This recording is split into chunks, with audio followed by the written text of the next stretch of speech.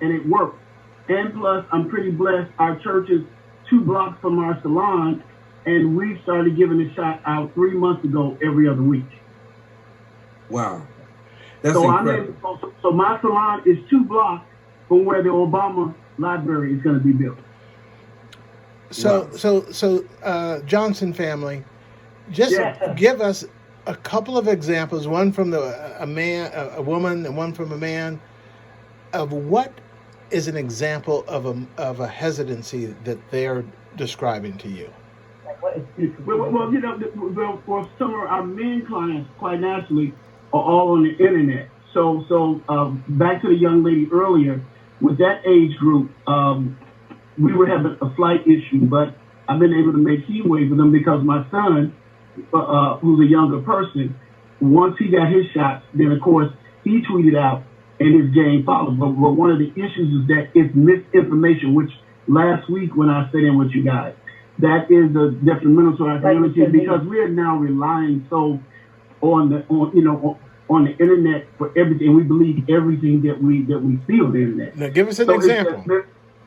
Well, like I said, it's just misinformation. Just like she told you about the Armageddon. Well, what I was hearing from young people, of course, they would say to me that they were saying, well, you know what? This is the way that they're trying to use us like they did before. I said, no. I said the difference with this is that it was an African American woman who helped with one of the shots. That's right. And they didn't know that. Right. I said, look it up. I said, you got to understand where this is coming from. And in Chicago, our white sisters and brothers were actually coming into our community at first because we were not taking the shot. Mm-hmm. And so I was able to give them a beat. We live on the campus of University of Chicago. There again, 3 blocks from the University of Chicago Hospital.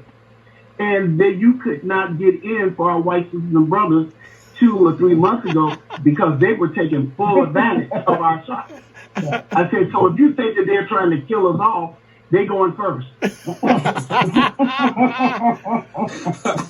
Okay, Melinda, what are you hearing from the women? An example. I think just an example is they just didn't trust the whole MRA thing as if they were biochemists. Yeah.